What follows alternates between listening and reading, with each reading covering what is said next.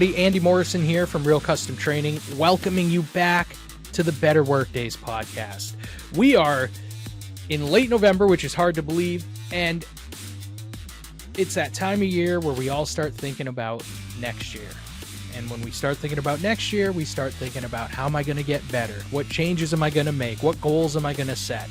And we typically, a lot of us, set New Year's resolutions. Well, there's some issues with New Year's resolutions. I'm not going to tell you to abandon them because they are helpful, but they're not enough. They are not enough. And if you're like me and you struggle with goal achievement, you struggle with sticking with New Year's resolutions, this episode is for you. It's going to help with that. Now, keep in mind, if you're not that interested in New Year's resolutions, the tool I'm going to give you is a problem-solving tool. So you can take that tool and apply it to any problem that you're having in the workplace. We're specifically going to look at it today, how to enhance New Year's resolutions using it, but it is applicable to any issue you're facing at work. And in my experience working with companies and working with supervisors and managers and learning a lot about what goes right and what goes wrong in the workplace, I can tell you from that experience that if more people used this tool on a regular basis, a lot of common issues in the workplace would be resolved. Not just resolved, but totally mitigated, proactively avoided, okay? The problems wouldn't be there in the first place. And it's called the 5 Whys. But before we get to the 5 Whys tool, let's talk about New Year's resolutions. I just read 54% of people who set a New Year's resolution do not achieve it. So if more than half the time setting a New Year's resolution isn't working, why do we do it? Well, it is good to set goals and keep them at the end of the year. There's a collective energy out there that's kind of focused on, hey, time to change. Let's start planning. Let's start thinking about how we're going to get better. That's good. Ride that wave, right? If in our society that energy picks up this time of year, why not use it to your advantage and jump on board? And even set New Year's resolutions for yourself. Then do what we're going to do in this episode and go a little bit deeper and get a little bit broader with it. New Year's resolutions, the most typical one is I want to get in shape. And I just read I want to get in shape, I want to exercise more, and I want to quit smoking or drinking. Those are like the 3 top ones. So let's take that classic New Year's resolution. If you're saying, I want to lose weight, a lot of the typical advice, if you Google this type of thing, says, all right, you got to take that broad New Year's resolution and make it smart. Turn it into a SMART goal. If you're not familiar with SMART goals, a SMART goal is a goal that has been made specific, measurable, attainable, relevant, and time-bound. So let's do that. Let's put our New Year's resolution through the SMART goal framework. If your New Year's resolution is a general, I want to get in shape in 2026, who doesn't, right? Then making it more specific might mean you say, all right, I want to get in shape. Specifically, I want to lose weight. All right, let's make it measurable. When you say you want to lose weight, how would you measure that? Oh, all right, then I guess I want to lose 25 pounds in 2026. Okay. Is it attainable? Are you physically capable of it? Does your doctor say, yep, you can jog, it's attainable? I'm sure it sounds like it doesn't need to be said to make sure that a goal is attainable when you set it. Yet you may have had an experience I've had where you have a goal set for you by your boss and it's not attainable. Or maybe sometimes you yourself, you reach a little too far and then you look back and you say, you know what? I don't know if I actually had a shot at that goal in the first place, right? Make it real, make it attainable. Relevant. Is it important to you? Not just is it important to you, is it worth investing the time and the energy in? And a quick way to assess that is to say, well, if I were to achieve this, is it going to benefit multiple areas of my life? If I lose 25 pounds, if that makes me more energetic, that'll certainly, help at work, help with I'll have more energy to play with the kids at home, more energy to do work around the house. Maybe like me, you lose some weight.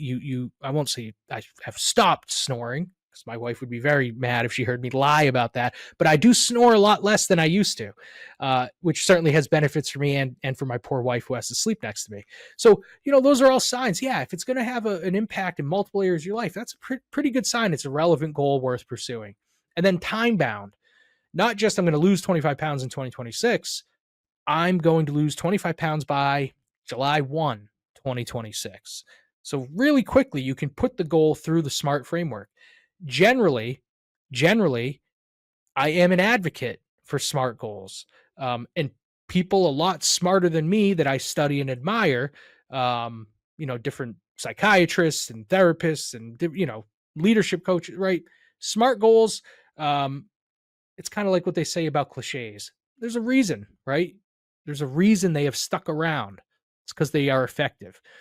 So generally, I do say yes, apply SMART goals because in the workplace you might get a goal like, hey,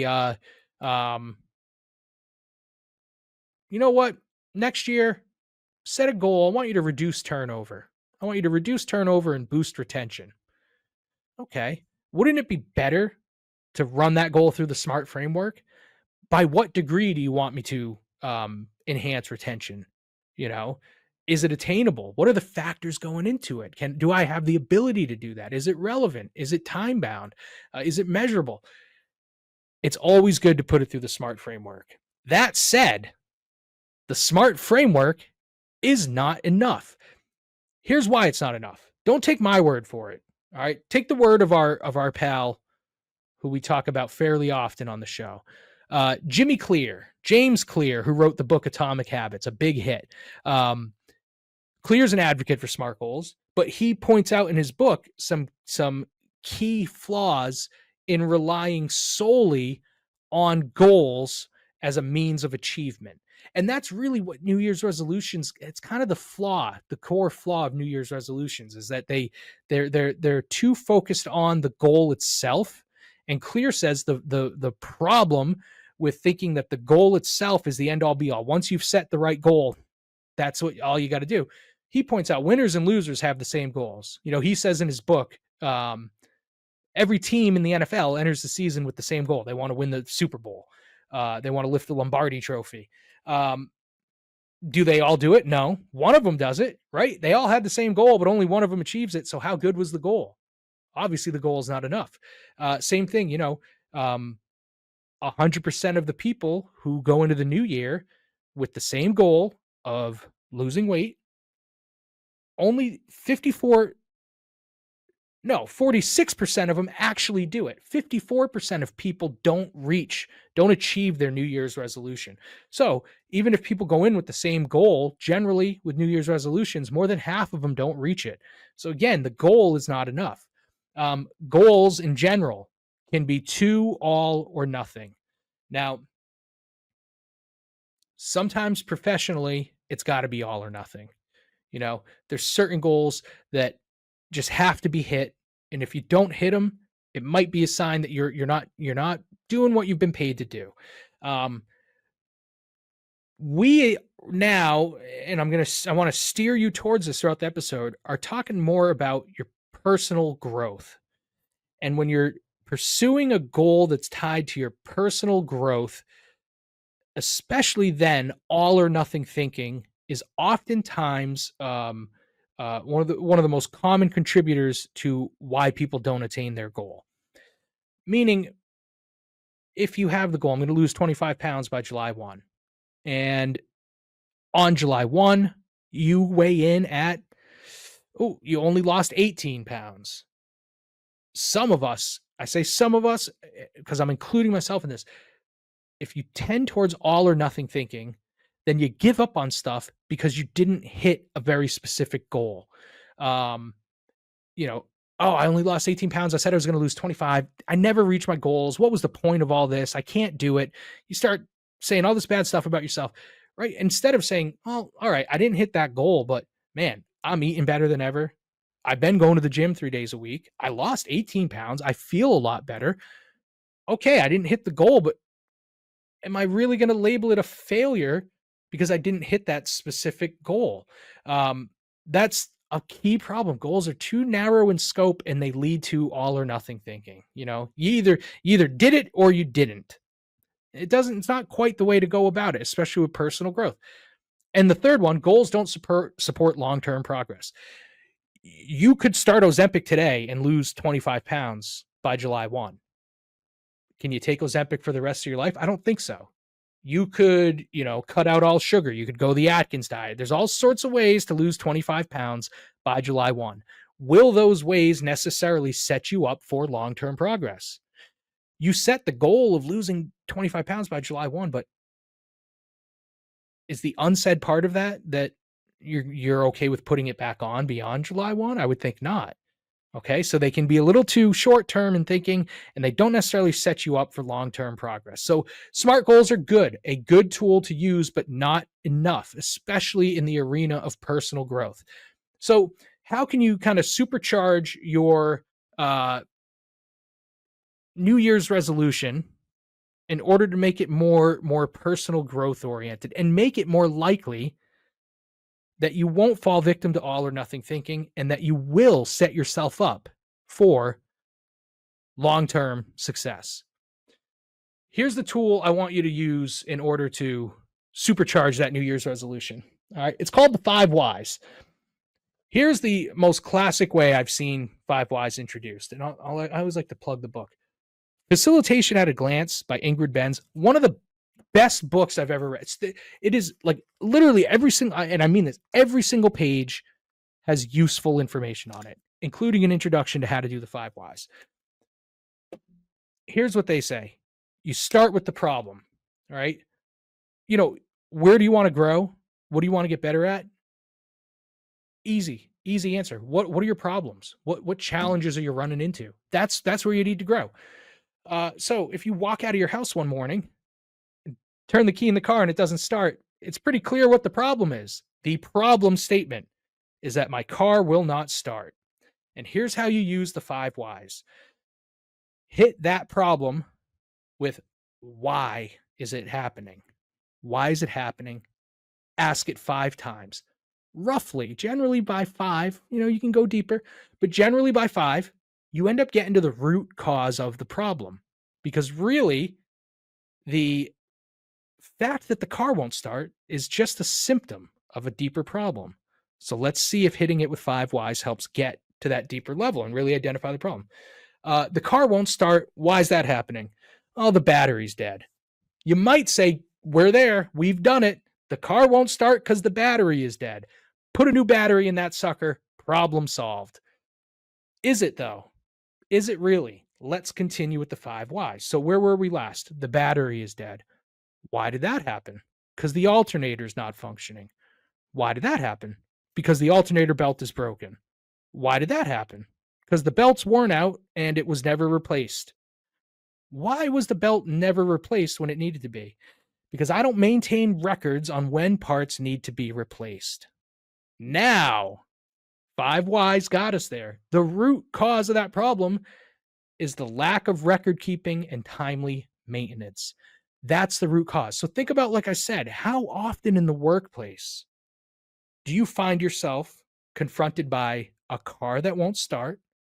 The quick solution, and you need that quick solution. The quick solution is get a new battery in that sucker. But how often does it stop there?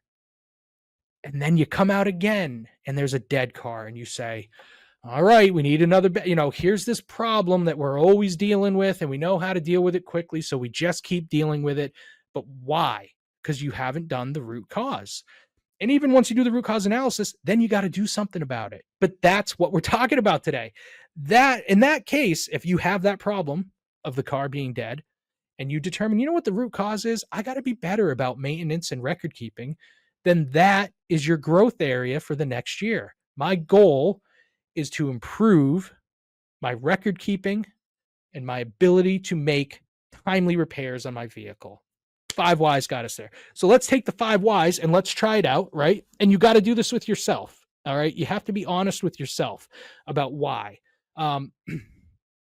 Before you do the 5 Whys on your New Year's resolution, do not veer off into other land, all right? Other land is where we start answering why with explanations concerning other people or other things, anything other than ourselves. For example, if you say, Why won't the car start? The battery's dead. Why is the battery dead? Oh, well, my brother was supposed to replace it, but he didn't. Okay. You're absolving yourself then, right? That might very well be true. Maybe your lunkhead brother was supposed to replace it and he didn't, and that could piss you off. But right, a key leadership trait is being proactive, and being proactive essentially means, and I know it can suck at times, but it means like, why is this your fault, right? Basically everything's always your fault. How did you contribute to it? What could you have done differently? What can you do differently in the future, right? If your lunkhead brother didn't change the car battery, maybe you need to stop relying on your brother to change the battery. Okay, so my point is, don't veer off into other land. Always bring it back to you. What can you actually do about it? Because if you're externally focused, you're not actually going to grow. You can't control those other people. You can only control yourself and your actions. So, with that in mind, right, we'll keep it internally focused. If your goal, I want to lose 25 pounds by July 1, then what's the problem there, right? By saying you have to lose 25 pounds, you're essentially saying the problem is I have 25 pounds to lose. I'm 25 pounds overweight. So, you might hit that with the 5 whys and say, all right, why do I have 25 pounds to lose? Why am I 25 pounds overweight? Well, simplest explanation, I take in more calories than I burn. Okay. Why do you take in more calories than you burn? Well, I guess there's 2 explanations. 1, I'm not eating properly. 2, I don't exercise enough. All right. So you may branch out with this, and you can just honestly, for this episode, like, grab a notebook and literally just write this out. All right. Why don't I exercise enough? Well, I don't have enough time. Why? Well, because I'm so busy at work. We're veered off into other land, right? So then you might say, okay, I guess I've got to say, why? Because I don't make the time for it. Why? Because I feel like I don't have time for it. Why? Because I am busy. Okay. And then you can see, you start getting down to, all right, what am I going to do about that? Right? Can I carve out time for it? On the other path, you might say, all right, I'm not eating properly. Why? Well, I do eat generally pretty healthy, but at night I'm just murdering gummy bears and chips and soda. Why?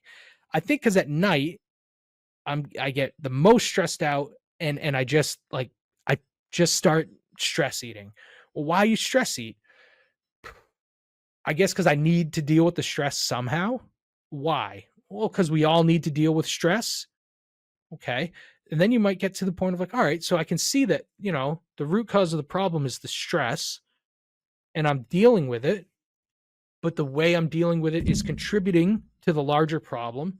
So I guess my root cause issue is I need to better deal with stress. I need to find alternative ways. Okay, why do you need to find alternative ways? Because I'm relying on counterproductive ways. Why are you relying on counterproductive ways? I guess because I don't know other ways, or I haven't practiced other ways, So you can see, right? You can keep going with this, and you'll eventually come to conclusions that are going to reflect something about your personal values, right? You might come to the conclusion, I'm relying on unhealthy ways of dealing with the stress because I don't value my health and myself enough. I'm looking for the easy way out, and I need to value myself more and take more productive means of dealing with that stress. Now you've got a personal growth goal. I want to value myself more and find productive ways to deal with my stress. Finding productive ways to deal with my stress. That's a behavior, and it's going to contribute to those values, that value of I want to value myself more. So now you've gotten down to that value level, right? The core problem here is that I'm not valuing myself enough, and that's influencing the behavior I take and how I deal with stress. So I guess the root cause is I need and want to value myself more. What you've just done is you've gotten down to the identity level. Okay, I mentioned James Clear, his book Atomic Habits. He shows this. You've got your outcomes, and then your behaviors, and then your identity. And that's usually the path we take when we're achieving or pursuing behavioral change. The outcome, I want to lose 25 pounds by July 1. Processes. I got to go to the gym every day. I got to do this. I got to do that. I got to do this. Identity. I guess if I do all those things, I'll be a healthy person. Do you really believe you're a healthy person? We just did 5 whys and came to the conclusion you are not yet a person who wholly values their health. Can you get to that 25-pound goal if you don't value your health? What Clear says is start with the identity. Start by saying, I want to be someone who values their health. I want to be someone who values their health. What behaviors, what processes achieve that? And here's what you do. If you come to a conclusion like that, I want to be the kind of person who values their health more. Find someone you know who embodies that. Find the person who you look at and you say, that's someone who values their health. And then just start writing down a list of the stuff they do that shows you they value their health. Maybe they don't drink. Maybe they don't smoke. Maybe they eat healthy. Maybe they get to the gym 3 days a week. Maybe they go for walks. Maybe they meditate. You are going to come up with a laundry list of ways that you can demonstrate that you value yourself. That laundry list of ways, that is essentially your goal for 2026. You come up with that laundry list of ways and try to find real world examples of things people do when they value themselves. And you start doing more of those things in 2026 and you take it easy on yourself. Maybe you do set a SMART goal. Maybe you see a theme in your laundry list of ways that people demonstrate that they care about themselves. You say, okay, you know what? Exercise is definitely one of them. You know, everyone I can think of who really values their health, they all are exercising on a weekly basis. So I know I need to exercise more. That's when a SMART goal might help. You might say, you know what? I want to exercise more. So, I'll set a SMART goal of, you know what? I'm going to run a 5K and I'm going to do it in, March 1st. That can be helpful, right? But your larger goal is to do as many of those behavioral things as possible. So that'll help carry you beyond that 5K. When that 5K is done, you'll say, all right, what else can I do? Maybe I'm going to end up running more.